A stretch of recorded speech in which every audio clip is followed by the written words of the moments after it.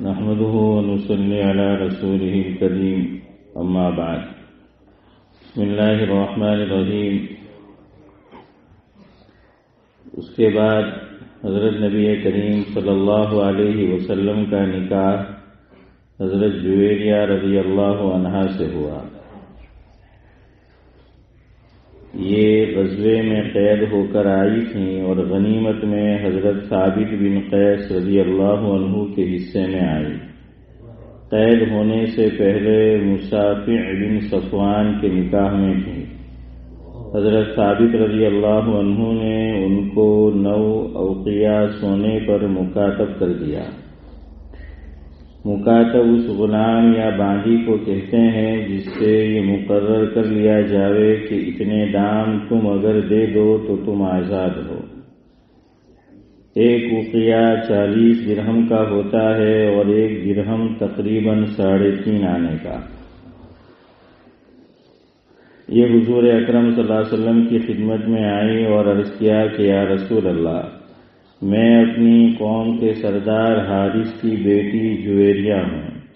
جو مصیبت مجھ پر نازل ہوئی آپ کو معلوم ہے۔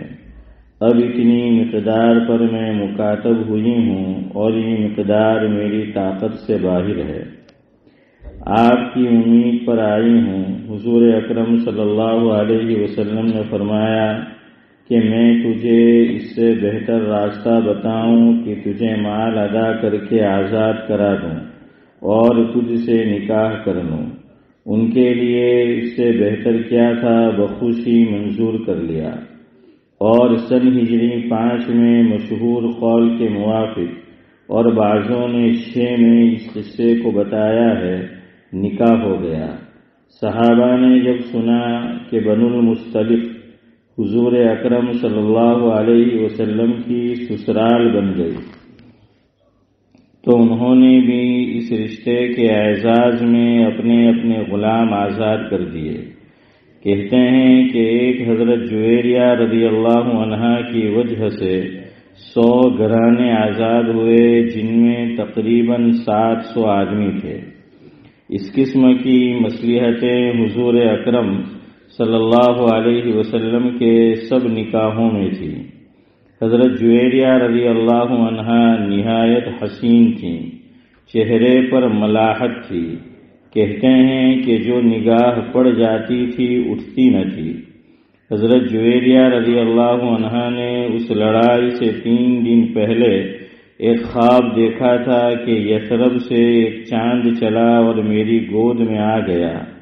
کہتی ہیں کہ جب میں قید ہوئی تو مجھے اپنے خواب کی تعبیر کی امید بندھی۔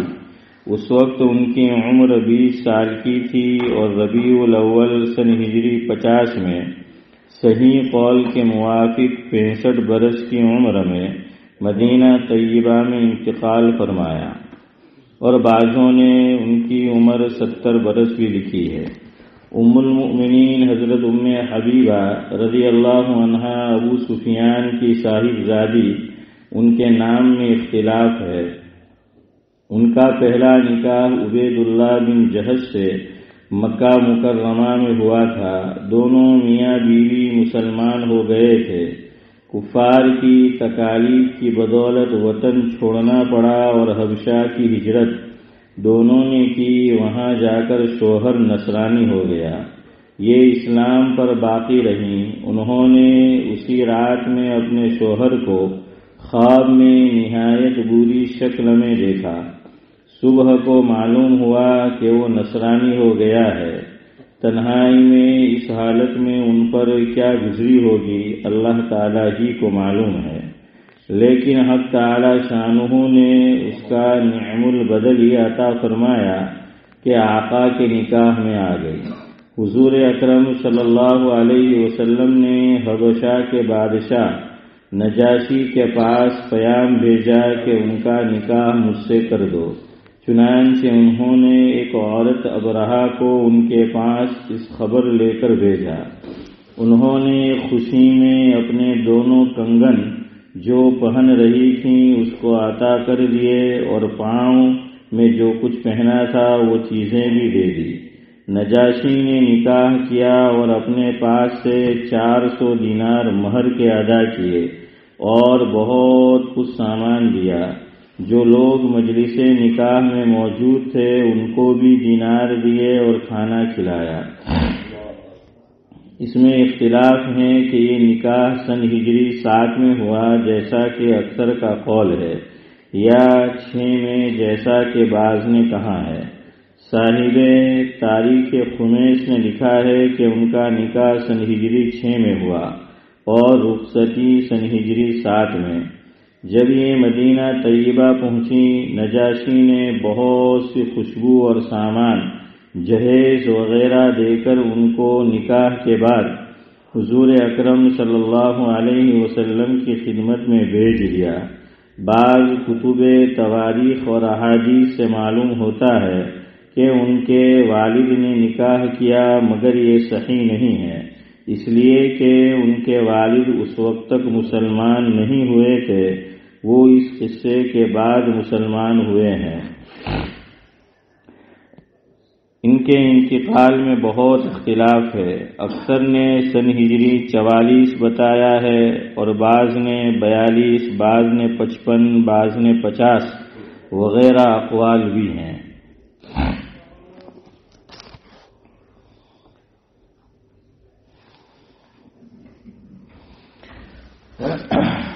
ہم پہ آئے نہیں بے ہو گریا سب ایک ایران ماں ایک قرآن ماں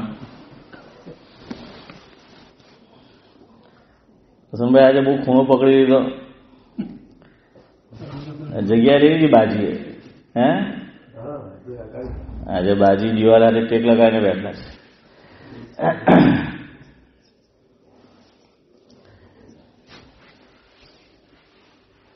آج پیر کا دن ہے اور آپ کو معلوم ہے کہ سورہ فاتحہ کے تعلق سے کچھ باتیں آپ کی خدمت میں پیش کی جا رہی ہے۔ بسم اللہ الرحمن الرحیم کے تعلق سے کچھ باتیں پیچھے بھی عرض کی گئی تھیں، آج بھی مزید کچھ باتیں اسی تعلق سے آپ کی خدمت میں پیش کرنی ہیں۔ بات کو وہیں سے شروع کرتے ہیں جہاں سے میں پیر کو عام طور پر شروع کرتا ہوں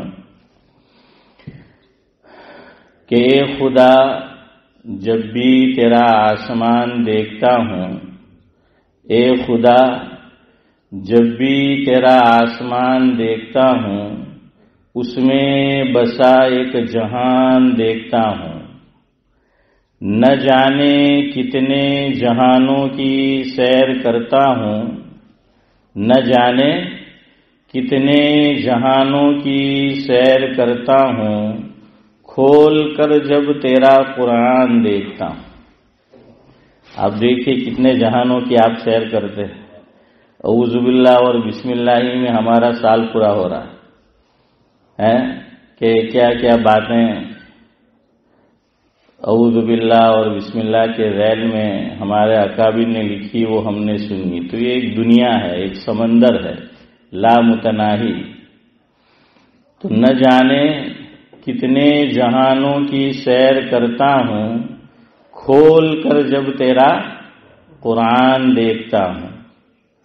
کتنے احسان ہیں بندوں پہ تیرے، کتنے احسان ہیں بندوں پہ تیرے، جب بھی سورہ رحمان دیکھتا ہوں۔ اللہ تعالیٰ کے احسانات کی ایک جھلک دیکھنا ہو تو سورہ رحمان میننگ کے ساتھ پڑھو یا ترجمے کے ساتھ سنو تو اندازہ ہوگا یہ ایک جھلک ہے، ٹریلر ہے کہ اللہ تبارک و تعالیٰ نے کن کن نعمتوں سے مجھے اور آپ کو نواز رکھا ہے۔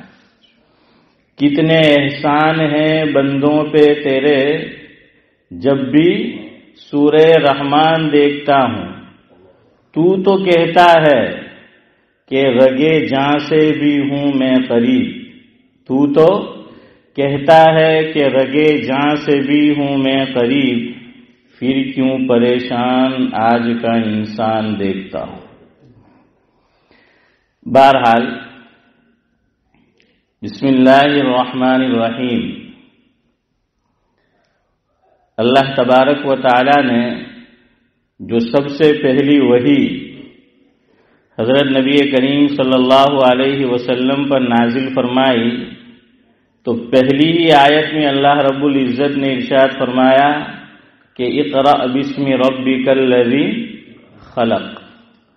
مفہوم یہ ہے کہ پڑھ اپنے رب کے نام سے جس نے تجھے وجود بخشا، جس نے تجھے پیدا کیا، یہ دنیا دکھائی۔ تو اللہ رب العزت نے فرمایا کہ میرا نام لے کر پڑھنا ہے۔ تو دیکھیے اب قرآن کریم جو ظاہری ترتیب ہے اس کی، میں اور آپ جب قرآن کریم کو کھولیں گے، سب سے پہلے جو آیت میرے اور آپ کے سامنے آتی ہے وہ ہے بسم اللہ الرحمن الرحیم، کہ شروع اللہ کے نام سے جو بڑا ہی مہربان نہایت رحم کرنے والا ہے۔ تو ادھر فرمایا کہ میرے نام سے پڑھو، اور جب پڑھنے کی باری آئی تو فرمایا کہ بسم اللہ الرحمن الرحیم۔ کیوں اللہ تعالی کے نام سے کیوں پڑھنا ہے؟ تو مفسرین نے وجہ یہ لکھی کہ اس میں برکت ہوتی ہے۔ جو کام اللہ تعالی کا نام لے کر شروع کیا جاتا ہے، بسم اللہ الرحمن الرحیم سے شروع کیا جاتا ہے، تو اس میں برکت ہوتی ہے۔ اور اللہ تعالیٰ کی ذات کیا ہے؟ بابرکت ہے۔ ہاں، اللہ تعالیٰ کی ذات کیا ہے؟ بابرکت ہے۔ قرآن کریم الگ الگ انداز میں اس بات کو بیان کرتا ہے۔ کہیں فرمایا کہ تبارک اسم ربک ذی الجلال والاکرام، سورہ رحمان کی آخری آیت ہے یہ، کہ تبارک اسم ربک ذی الجلال والاکرام، اور کہیں فرمایا کہ فتبارک اللہ احسن الخالقین۔ اور بھی کچھ مقامات ہے۔ اس کا مفہوم یہ ہے کہ اللہ تعالیٰ کی ذات کیا ہے؟ بابرکت ہے۔ اور حدیث پاک میں ابن ماجہ کی روایت ہے، اور بھی کتب میں ہے، اللہ کے نبی صلی اللہ علیہ وسلم نے ارشاد فرمایا کہ کل امر ذی بال لم یبدأ ببسم اللہ فہو اقطع او اجزم او کما قال علیہ الصلاۃ والسلام۔ مفہوم یہ ہے کہ ہر وہ کام کہ جو بسم اللہ کے بغیر شروع کیا جاتا ہے تو وہ کام نامکمل اور ادھورا رہتا ہے۔ یعنی بظاہر تو مجھے اور آپ کو یہ نظر آتا ہے کہ کام پایہ تکمیل کو پہنچ گیا، لیکن برکت سے وہ خالی ہوتا ہے۔ ایک ہے کثرت اور دوسری چیز ہے حسن بھائی برکت۔ کثرت ختم ہو جاتی ہے، برکت تادیر رہتی ہے، دیر تک باقی رہتی ہے۔ ایک کثرت ہوتی ہے چیزوں کی، ایک برکت ہوتی ہے۔ مشہور قصہ ہے، حضرت عمر بن عبدالعزیز رحمۃ اللہ علیہ، جن کو 5واں خلیفہ کہا جاتا ہے، تو کہتے ہیں ان کی کئی اولاد تھی، 11 درہم انہوں نے چھوڑے تھے لیکن بابرکت تھے۔ اور اس سے پہلے جو بادشاہ تھے انہوں نے بہت کچھ مال و سامان، مال و جائیداد جو ہے وہ چھوڑا تھا، لیکن تاریخ میں لکھا ہے کہ عمر بن عبدالعزیز رحمۃ اللہ علیہ سے پہلے جو بادشاہ گزرے اور جو کچھ مال و جائیداد چھوڑ کر گئے یہ ختم ہو گئی، عیاشی میں اڑا دیا۔ ان کی اولاد کو لوگوں نے بھیک مانگتے ہوئے دیکھا، اور 11 دینار جو چھوڑے تھے وہ برکت والے تھے، تو اللہ تعالیٰ نے خوب ان کو نوازا، اور خوب جو ہے انہوں نے غریبوں کی اس مال و دولت سے وہ مدد کی ہے۔ تو ایک کثرت ہوتی ہے اور ایک برکت جو ہے وہ ہوتی ہے۔ مغلیہ سلطنت، کوئی کہتا ہے 800 سال، کوئی کہتا ہے 900 سال، کم و بیش اکھنڈ بھارت پہ انہوں نے حکومت کی ہے.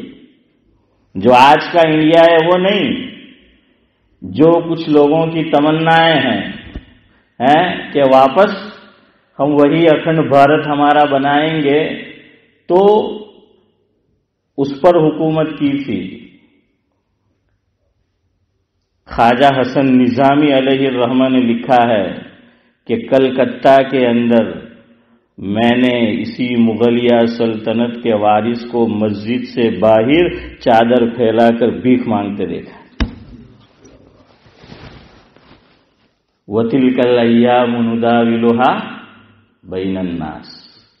تو ایک کثرت ہوتی ہے، کثرت بہت زیادہ، یعنی وہ نظر آتی ہے لیکن وہ ختم ہو جاتی ہے اگر برکت سے خالی ہو، اور چیز کم ہو لیکن برکت والی ہو. اسی لیے کثرت کا سوال مجھے اور آپ کو نہیں سکھایا، بلکہ برکت کا سوال سکھایا. ہاں، کہ برکت کا جو ہے وہ سوال سکھایا گیا. وہ قصہ ذہن میں لاؤ کہ ایک صحابی سفر میں تھے، ان کے بیٹے کا انتقال ہو گیا، سفر سے واپس آئے، بیوی سے پوچھا کہ لڑکا کیسا ہے؟ کہاں بہت سکون سے ہے، آرام میں ہے. اور شوہر سفر سے آئے تھے، انسانی ضرورت ہوتی ہے محسن بھائی، رات میں میاں بیوی نے ملاقات کی. پھر بیوی نے جو ہے بڑا اچھا انداز اختیار کیا، شوہر سے پوچھا کہ اللہ تعالیٰ نے ایک نعمت ہمیں دی ہو، ایک امانت دی ہو، نعمت بھی اور امانت بھی، اللہ تعالیٰ واپس اس امانت کا سوال کرے، مانگے تو کیا کرنا چاہیے؟ فرمایا دے دینا چاہیے. جس نے جو امانت دی ہو اور وہ مانگے، اور یہاں تو اللہ دینے والا ہے. تو فرمایا کہ اللہ تعالیٰ نے جو نعمت اشرف بھائی دی تھی، بیوی نے فرمایا کہ وہ اللہ نے لے لی ہے. کیا کچھ گزری ہوگی ہیں؟ میرے لیے کہنا اور سننا آسان ہے، لیکن کہتے ہیں انسان کے لیے سب سے وزنی چیز، کہ بظاہر بہت وزنی نہیں ہوتی وہ، لیکن وزنی چیز، بھاری چیز ایک باپ کے کندھے پر بیٹے کا جنازہ ہوتا ہے. یہ دنیا کی سب سے وزنی چیز. ہر باپ کی تمنا یہ ہوتی ہے کہ میں اپنے بیٹوں کے کندھے پر یا بیٹے کے کندھے پر یا بیٹوں کے کندھے پر سوار ہو کر اپنی آخری منزل پر جاؤں. لیکن اسی باپ کو سعد اللہ صاحب جب جنازہ اٹھانا پڑے اپنے کندھے پر، اس سے زیادہ وزنی اور بھاری چیز کائنات میں اللہ نے کوئی پیدا نہیں کی. تو وہ آپ صلی اللہ علیہ وسلم کے پاس تشریف لے گئے اور کہا کہ رات یہ معاملہ ہوا، میں سفر میں تھا، واپس آیا، لڑکا بیمار تھا، میں نے پوچھا تو گھر والی نے بتایا بہت سکون اور آرام میں ہے، رات میں ہم نے اپنی ضرورت بھی جو ہے وہ پوری کی. حضور اکرم صلی اللہ علیہ وسلم نے اس موقع پر حسن بھائی کیا فرمایا کہ اللہ تعالیٰ برکت دے تمہاری اس ملاقات میں. اور کہتے ہیں کہ اس کے بعد جتنے بیٹے پیدا ہوئے وہ سب حافظ، قاری اور عالم دین تھے. ہاں، تو وہ جو ہے وہ برکت. تو اس لیے آپ دیکھیے جگہ جگہ برکت کا سوال کیا گیا. آج رجب کا مہینہ شروع ہو چکا ہے. ہاں، تو آج بہت سے واٹس ایپ کے پروفائل میں دیکھنے کو ملی دعا، اللہم بارک لنا، بھائی محمد، اللہم بارک لنا فی رجب و شعبان وبلغنا رمضان، او کما قال علیہ الصلاۃ والسلام. کہ حضور نے دعا مانگی کہ اللہ برکت دے ہمارے لیے رجب اور شعبان کے مہینے میں، اور رمضان المبارک سے میری اور آپ کی ہماری کیا کرا دے، اللہ تعالیٰ عافیت کے ساتھ جو ہے وہ ملاقات کرا دے. بہرحال میں آپ کو یہ سمجھا رہا تھا کہ برکت اور چیز ہے، کثرت اور چیز ہے. ایک چیز میں گھر میں خرید کر لایا، بہت قیمتی چیز تھی، کچھ دنوں کے بعد، کچھ ہفتوں کے بعد، کچھ مہینوں کے بعد، کچھ سال کے بعد ٹوٹ پھوٹ گئی، ختم ہو گئی. اور ایک چیز اس سے کم قیمت میں لائے، لیکن سال ہر سال جو ہے اس سے آدمی فائدہ اٹھاتا رہتا ہے، چلتی رہتی ہے. یہ کیا ہے؟ یہ برکت ہے. ہاں تو یہ برکت ہے. اسی لیے بسم اللہ پڑھ کر کام کیوں شروع کرنا ہے کہ بسم اللہ پڑھ کے نہیں کرتے کام بظاہر مجھے اور آپ کو نظر آتا ہے کہ وہ ہو گیا پورا، لیکن برکت سے خالی ہوتا ہے. کھانا کھانے سے پہلے بسم اللہ پڑھنا ہے. ایک صحابی فرماتے ہیں جس کا مفہوم یہ ہے کہ میں نے حضور اکرم صلی اللہ علیہ وسلم کی حافظ امتیاز 8 سال خدمت کی ہے. وہ فرماتے 8 سال. اور آگے فرمایا جب بھی کھانے کا وقت آیا کوئی موقع ایسا نہیں تھا، کوئی وقت ایسا نہیں تھا، کوئی دن ایسا نہیں تھا، کوئی رات ایسی نہیں تھی کہ حضور اکرم صلی اللہ علیہ وسلم کھانے کے لیے بیٹھے ہو اور میں نے بسم اللہ کہتے حضور کو نہ سنا. 8 سال میں کبھی ایسا نہیں ہوا. اس سے ایک بات شعیب بھائی مجھے اور آپ کو یہ پتا چلی کہ کھانے بیٹھو تو بسم اللہ کیسے پڑھو. الٹی ہی چال چلتے ہیں دیوان گانے عشق، الٹی ہی چال چلتے ہیں دیوان گانے عشق، آنکھوں کو بند کرتے ہیں دیدار کے لیے. یہ اللہ کا بندہ میں سمجھا آج ٹیک لگا کر بیٹھا ہے تو ٹیکا اچھا دے گا ہے. ہاں یہ تو ٹیکا اور بے ٹیکا ہے، اب بھی اللہ کا بندہ نہیں ٹکا ہے. تو آج بھی جو ہے محسن بھائی الٹا جواب دیا ہے. آہستہ پڑھتے تو وہ کیسے سنتے.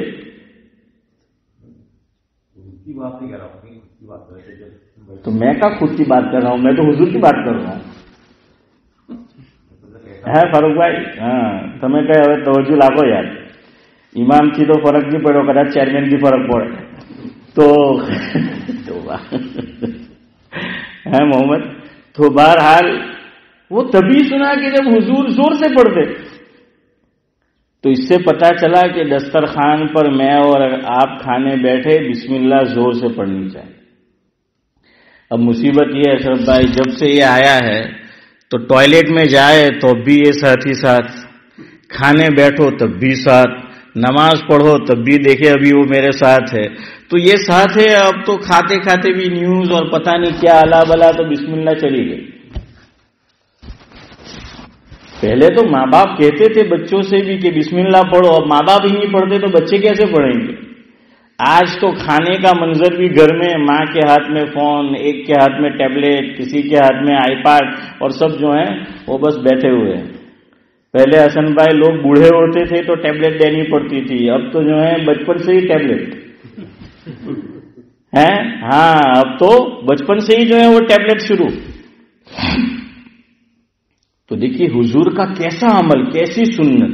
8 سال وہ صحابی فرماتے ہیں کہ کبھی ایسا نہیں ہوا کہ حضور اکرم صلی اللہ علیہ وسلم نے بسم اللہ الرحمن الرحیم نہ کہا ہو، میں نے سنا نہ ہو. اب میں آپ سے پوچھوں گا نہیں، ہر آدمی، میں اپنے گریبان میں جھانک کر دیکھوں، آپ اپنے گریبان میں جھانک کر دیکھیں، کیا میں اور آپ کھانے سے پہلے بسم اللہ ہر مرتبہ پڑھتے ہیں؟ پڑھتے ہیں تو نور علی نور، بہت اچھی بات ہے. اب پڑھتے بھی ہو تو آہستہ پڑھے، یہ بھی جائز ہے، لیکن ذرا زور سے پڑھو تاکہ اوروں کو بھی کیا ہو جائے، تنبیہ ہو جائے. حضرت شیخ الحدیث مولانا محمد زکریا صاحب نور اللہ مرقدہ نے ایک جگہ لکھا ہے جس کا مفہوم یہ ہے کہ میرے والد مرحوم یعنی حضرت مولانا یحییٰ صاحب نور اللہ مرقدہ جب مسجد کے اندر داخل ہوتے تو بعض مرتبہ نیت اعتکاف کی زور سے کرتے اور مسجد میں داخل ہونے کی دعا بھی ذرا زور سے پڑھتے تاکہ دوسروں کو کیا ہو جائے، تنبہ ہو جائے. ہاں کہ دوسرے بھی یہ عمل کر لے، ذرا قدر زور سے پڑھتے.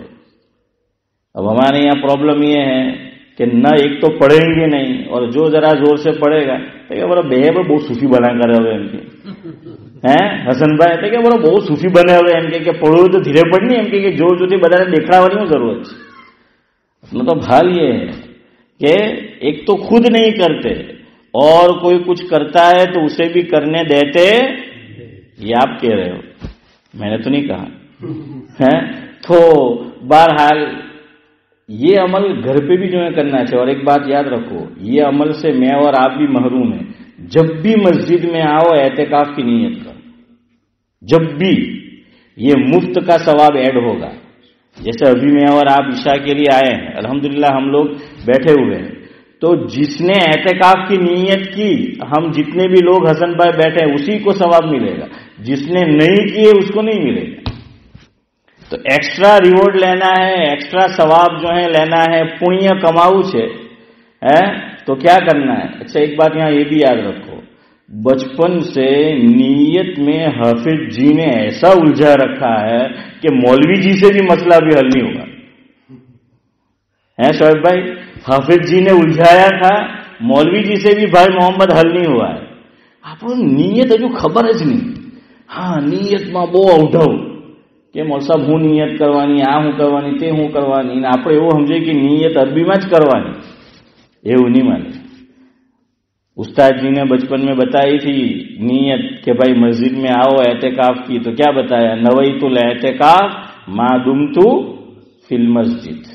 تو یہ سکھایا گیا کہ بھائی نویت الاعتکاف، میں اعتکاف کی نیت کرتا ہوں، ما دمت فی المسجد، جب تک میں مسجد میں رہوں گا. یہ عربی ہے اور اس کا ترجمہ میں نے آپ کو بتا دیا. تو محسن بھائی یہ عربی میں کہنے کی ضرورت نہیں ہے، اس لیے کہ حضور سے ہی پہلے تو مروی نہیں ہے. اس طریقے سے نیت جو ہے وہ بلند آواز سے زبان سے کہنا، تو بھائی دل ہی دل میں نیت جو ہے کر لو، اپنی زبان میں نیت کر لو کہ میں جتلی بار سودی مسجد میں رہوا ہوں اعتکافની نیت کروں છું، تو ایکسٹرا ثواب جو ہے ملتا رہے گا. اور یہ جو اعتکاف ہے مسجد والا، یہ ایک گھڑی، اگر میں اور آپ ایک سیکنڈ مسجد میں ٹھہرنے والے ہیں، حالانکہ ایک سیکنڈ سے زیادہ ہی ہوگا، آدمی آئے گا جائے گا، لیکن سمجھانے کے لیے کہ ایک سیکنڈ کا اعتکاف بھی اگر کوئی کرنا چاہے تو امام محمد علیہ الرحمہ فرماتے ہیں کہ کر سکتے ہیں، اور فتویٰ اسی پر ہے. یہی مفتابی قول ہے. تو بھائی کریں گے اب سب حضرات؟ ہاں جب بھی مسجد میں آؤ تو نیت کر لو. اور یہ بھی یاد رکھو، اگر ابھی آپ عشاء میں آئے تھے، مجھ سے آپ نے یہ بات سنی، نیت نہیں کی تھی، ابھی بھی بسم اللہ اولہ آخرہ ہو سکتا ہے. سمجھ آیا کچھ؟ ہاں اب بھی نیت کر لو، کوئی بات نہیں ہے. بسم اللہ اولہ آخرہ اس میں جو ہے وہ اب بھی ہو سکتا ہے. بہرحال اب میں آپ کو 3 باتیں سنا کر آج کی مجلس ختم کرتا ہوں. حضور نے کیا فرمایا؟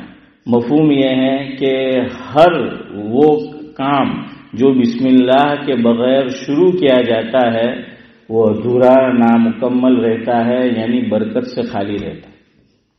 کھانا ہم کھاتے ہیں تو کتنی پیاری دعا ہے حضور اکرم صلی اللہ علیہ وسلم کی، اس میں برکت کو جو ہے وہ سمجھایا. الحمدللہ الذی اذاقنی لذتہ. مجھے اور آپ کو تو ایک ہی دعا یاد ہے، وہ بھی نہیں پڑھتے، الحمدللہ الذی اطعمنا وسقانا وجعلنا مسلمین والی. تو بہرحال وہ بھی نہیں پڑھتے. اب چلو آپ کو میں بتا دوں، میں نے پڑھا الحمدللہ الذی اطعمنا وسقانا وجعلنا مسلمین. محمد بار نکلی نے کہ મોલ સાહેબ ને પોતાને તો દુઆ પડતા આવડે નહીં, મેં ભૂલ કાઢી મોલ સાહેબ. તો કે હું ભૂલ કાઢી? જોયું છે ને, જો બોલ્યો હા બોલ્યો એ બળજીને કહેતે જ. એટલે હું જરા અહીંયા હવે ચોખવટ કરી દઉં. حدیث پاک میں حسن بھائی کہیں بھی لفظ مین نہیں آیا ہی نہیں. حدیث میں نہیں ہے، حدیث میں لفظ مین نہیں ہے. حدیث میں کھانے کے بعد کی جو دعا ہے وہ اس طرح وارد ہے، الحمدللہ الذی اطعمنا وسقانا وجعلنا مسلمین. لفظ مین نہیں ہے. اب میں نہیں بولتا محسن بھائی تو تمرتا وارو الٹا چور ہے. ابھی મોલ સાહેબ તો શીખવતા છે. હા તો આ મોટા છે તો શીખવે. હવે હા શીખવાનું ચાલુ જ રાખવાનું, મોલ સાહેબ થી મોલ સાહેબ સુધી, कश्मीर से कन्याकुमारी तक. तो बहरहाल राहुल गांधी पहुंच चुका है कन्याकुमारी से कश्मीर. तो अभी मौल साहब ठीक है. तो बहरहाल लफ्ज मीन नहीं है, लेकिन अगर मैं और आप पढ़ते चले आए हैं, पढ़ रहे हैं, कोई बात नहीं. लेकिन हजरत शेख ने लिखा है कोशिश करो کہ دعا وہی پڑھو جو حضور سے مروی ہے صلی اللہ علیہ وسلم، کہ جو حضور سے ثابت ہے وہی دعا پڑھو. تو حضور سے لفظ من محسن بھائی ثابت نہیں ہے، تو اس لیے کوشش کرو کھانے کے بعد دعا پڑھو اس میں کہ یوں پڑھو الحمدللہ الذی اطعمنا وسقانا وجعلنا مسلمین. ایک اور بات یہاں آپ کو بتا دوں، میں ناجائز کی بات نہیں کر رہا، وہی بات جو حضرت شیخ نے بیان کی کہ جو حضور سے ثابت ہو وہ کرو. اذان ہوتی ہے، مسلم شریف کی روایت ہے، اللہ کے نبی صلی اللہ علیہ وسلم نے فرمایا، سعد اللہ صاحب، اذا سمعتم المؤذن فقولوا مثل ما يقول او کما قال علیہ الصلاۃ والسلام. مفہوم یہ ہے کہ جب مؤذن سے تم اذان سنو تو جواب میں وہی جملے لوٹاؤ جو اس نے کہے ہیں. سمجھ میں آیا حسن بھائی؟ کیا مطلب کہ مؤذن جو اذان پڑھ رہا ہے اس نے کہا اللہ اکبر اللہ اکبر، تو جواب میں کیا کہنا ہے؟ ہاں، یہ مطلب ہے کہ جو مؤذن نے اذان میں کہا، یہ حدیث ہے مسلم شریف کی، وہی الفاظ تم کہو. اب یہاں دو باتیں سمجھو. مؤذن جب کہتا ہے حی علی الصلاۃ حی علی الفلاح، تو جواب میں کچھ لوگ حی علی الصلاۃ کہتے ہیں اور حی علی الفلاح کہتے ہیں. تو یہ اس حدیث پر عمل ہو گیا جس میں حضور نے فرمایا صلی اللہ علیہ وسلم کہ جو مؤذن نے کہا ہے تم وہی کہو. تو مؤذن نے کیا کہا؟ حی علی الصلاۃ حی علی الفلاح، تو ہم نے وہی کہا. لیکن بعض لوگ حیالتین دونوں جب مراد ہو، حی علی الصلاۃ اور حی علی الفلاح، جیسے یہ بھی حسن وہ بھی حسن ہیں، دونوں ہمارے حسن بھائی ہے، ایک باڈولی اور ایک کھیرگاؤں، تو دونوں کو اگر شامل کرنا ہو تو ہم کہیں گے حسنین. کیا کہیں گے؟ حسنین. ایک بولتے ہیں حرم شریف اور ایک ہم بولتے ہیں حرمین شریفین، یعنی دونوں مراد، مکہ کا حرم بھی اور مدینہ شریف کا حرم بھی. حی علی الصلاۃ الگ، حی علی الفلاح الگ، لیکن اگر ساتھ میں کہنا ہو تو اس کے لیے بولیں گے حیالتین. حیالتین کا مطلب حی علی الصلاۃ بھی اور حی علی الفلاح بھی. تو اس کے جواب میں بعض لوگ فاروق بھائی کیا پڑھتے ہیں؟ لا حول ولا قوت الا باللہ. تو کوئی بات نہیں. تو ہمارے حضرت مفتی احمد صاحب خانپوری دامت برکاتہم العالیہ سے میں نے سنا کہ کبھی حی علی الصلاۃ اور حی علی الفلاح کے جواب میں وہی الفاظ دوہرا لو تاکہ مسلم شریف کی حدیث پہ عمل ہو جائے، اور کبھی لا حول ولا قوت پڑھ لو تاکہ دوسری حدیث پہ عمل ہو جائے. لیکن جو بات بتانی ہے وہ فجر کی اذان ہے. فجر کی اذان میں حی علی الفلاح کے بعد کیا پڑھتے ہیں؟ الصلاۃ خیر من النوم. نماز نیند سے کیا ہے؟ بہتر ہے. چلے ویسی ذرا ہنسی کی بات آپ کو سنا دوں. ہمارے سلیمان بھائی تلاڑیا، اللہ ان کو جزائے خیر دے، برسوں سے ماشاءاللہ وہ اذان پڑھتے ہیں، خاص طور سے فجر کی. استقامت، پابندی کوئی آسان کام نہیں ہے، وہ پڑھتے آئے. اللہ تعالیٰ دارین میں ان کو اس کا بہترین صلہ دے. تو الصلاۃ خیر من النوم، اس کا ترجمہ کیا ہوتا ہے حسن بھائی؟ نماز نیند سے بہتر ہے. ایک دن کیا ہوا، حضرت مفتی سید احمد صاحب پالنپوری رحمۃ اللہ علیہ ہماری مسجد میں تشریف آوری ہوئی تھی. حضرت انڈیا تشریف لے جا رہے تھے، آخری دن تھا، سب ملاقات کر رہے تھے اور معانقہ بھی کر رہے تھے. میں بھی موجود تھا حضرت کے ساتھ اسی کمرے میں جہاں حضرت ہوتے تھے. اشرف بھائی کیا ہوا؟ سلیمان بھائی ملنے آئے تو مفتی صاحب نے گلے لگایا اور کہنے لگے میاں سنو کہ فجر کی اذان میں تو ہے الصلاۃ خیر من النوم، نماز نیند سے بہتر ہے، لیکن تم اذان اس انداز میں پڑھتے ہو کہ گویا النوم خیر من الصلاۃ. ایسا پوچھ لے احمد بھائی سے.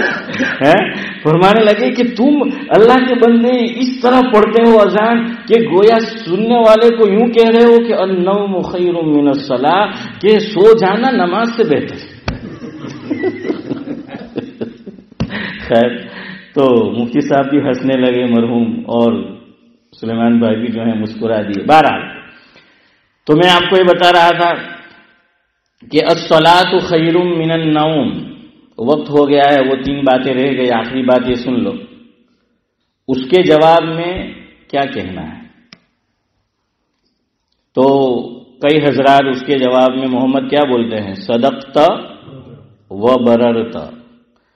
کہ مؤذن نے یعنی کہنے والے نے شعیب بھائی کیا ہے؟ سچ کہا، اور جہنم سے وہ کیا ہو گیا؟ بری ہو گیا. اس کی شہادت دی ایمان والے ہونے کی، یا منافقت سے بری ہو گیا. بہرحال لیکن یہ کسی بھی حدیث میں عبدالحفیظ بھائی نہیں آیا ہے. ہاں، کسی بھی حدیث میں. تو علماء لکھتے ہیں کہ جب حضور نے فرما دیا، مسلم شریف کی روایت ہے، اذا سمعتم المؤذن فقولوا مثل ما يقول. حدیث میں یہ بات آ گئی کہ جب تم مؤذن کے سے اذان سنو، جواب میں وہی الفاظ دہراؤ جو اس نے کہے ہیں. اور الگ سے فجر کی اذان میں جو ہم الصلاۃ خیر من النوم مؤذن جو کہتا ہے، الگ سے کوئی جواب حدیث میں آیا نہیں ہے. اور یہ حدیث آ گئی مسلم شریف کی، تو فرمایا کہ جواب میں کیا کہو؟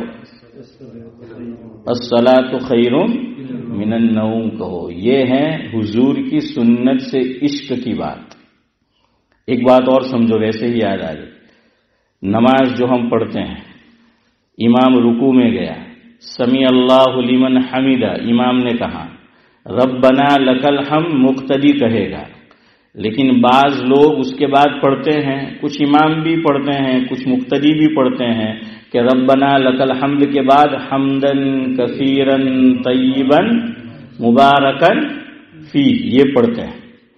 تو علماء نے لکھا ہے کہ حضور اکرم صلی اللہ علیہ وسلم نے ان کلمات کی پذیرائی تو کی ہے، صحابی نے پڑھا تو تعریف کی، فضیلت بھی جو ہے بتائی ان کو، لیکن حضور نے اپنی زندگی میں ایک مرتبہ بھی یہ کلمہ حضور سے کہنا ثابت نہیں کہ حضور نے کبھی نفل نماز میں، فرض یا کوئی بھی نماز میں حضور نے ربنا لک الحمد کے بغیر بات جو ہے یہ کہا ہو.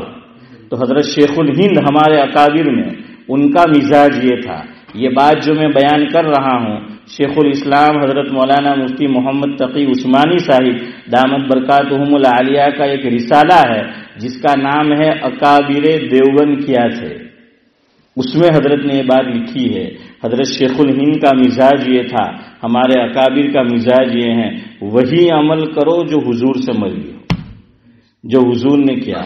فرمایا کہ چونکہ حضور نے اس کی تعریف کی، فضیلت بیان فرمائی، تو زندگی میں ایک مرتبہ کہہ دو، زندگی میں ایک مرتبہ کہہ دو. چونکہ وہ بھی حدیث ہے کہ حضور کے سامنے کوئی عمل کیا گیا اور حضور خاموش رہے یا تائید کی، لیکن چونکہ خود حضور نے نہیں پڑھا ہے، اس لیے حضرت شیخ الہند فرماتے تھے کہ بھائی میرا تو معمول یہ ہے، اور میں تو یہ چاہتا ہوں کہ بس زندگی میں ایک مرتبہ پڑھو، باقی نہ پڑھو، تاکہ حضور کے عمل کے ساتھ کیا ہو جائے، ہاں مشابہت جو ہے وہ ہو جائے. تو ایسی باتیں اکابر سے جو ہے وہ سیکھنے کی ملتی ہے. اب ہمارے یہاں اس کا بڑا زور ہے. امام صاحب سمیع اللہ لمن حمیدہ، یاد رکھو، امام کے اوپر صرف سمیع اللہ لمن حمیدہ کہنا ہے، ربنا لک الحمد بھی نہیں. امام ابو حنیفہ کا یہی قول ہے. ہاں کہہ دے نور علی نور. تو یہ تقسیم ہے، امام سمیع اللہ لمن حمیدہ پڑھے گا، کہے گا، اور مقتدی کیا کہیں گے؟ ربنا لک الحمد. اب بعض مقتدی کو اس میں بھی شکایت ہوتی ہے کہ مول صاحب بہت جلدی سجدہ میں ان کے نہیں جائے، ہمارا تھی تو ربنا لک الحمد پسی حمدن کثیرن طیبن مبارکن فی، تے تو ہمیں تو کہوائی نہیں ہے. تو یہاں حضور کا عمل جو ہے وہ کام دیتا ہے. سمجھ آئے؟ آپ نے ربنا لک الحمد کہہ دیا، اتنا جو ہے وہ کافی ہے. بہرحال اللہ تبارک و تعالی نقش قدم نبی کے جنت کے راستے خدا سے ملاتے ہیں، سنت کے راستے عمل کی توفیق دے۔ سبحان اللہ و بحمدہ، سبحانک اللہم و بحمدک۔